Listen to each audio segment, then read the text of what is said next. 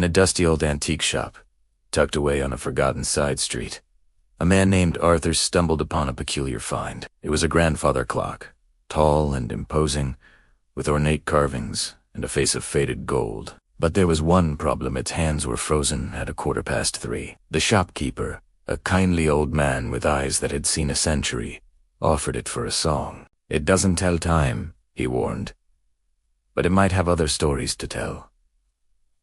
Arthur, a man perpetually rushing, a slave to his schedule, bought it on a whim. He thought maybe, just maybe, he could fix it. He brought the clock home, placing it in the corner of his living room. For the first few days, its silence was deafening. Its motionless hands were a constant, infuriating reminder of its brokenness. Every time he glanced at it, a jolt of annoyance shot through him.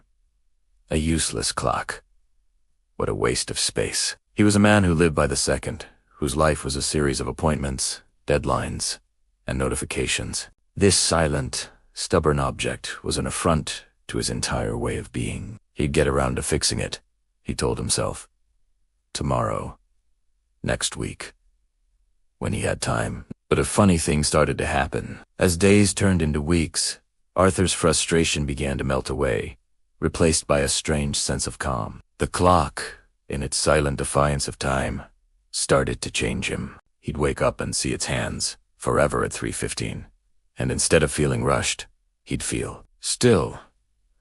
The relentless ticking that usually filled his head seemed to quiet down. He started noticing the way the morning light painted patterns on his wall, something he'd never seen before. He'd sit with his coffee, not gulping it down, but actually tasting it. His life, which had been a frantic race against the clock, began to find a new rhythm. Without the constant reminder of minutes slipping away, he started to live in moments instead. He'd spend evenings reading, not until a certain time, but until his eyes grew heavy. He reconnected with old friends, not because his calendar had an opening, but because he genuinely missed them. His work became more focused, more creative. By not watching the time, he suddenly seemed to have more of it. The pressure was gone. The anxiety that had been his constant companion for years began to fade.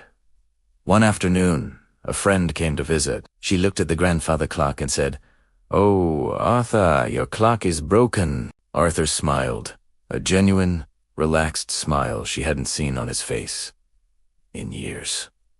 "No," he replied softly, "it's not. It was broken, but it fixed me."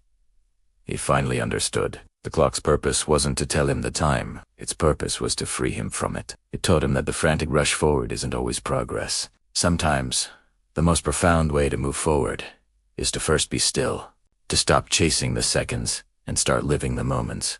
We live in a world that glorifies being busy, a world that tells us to hustle harder, to go faster, to never stop. But what if the secret to a richer, more meaningful life isn't about adding more to our schedule, but about subtracting the pressure of time itself?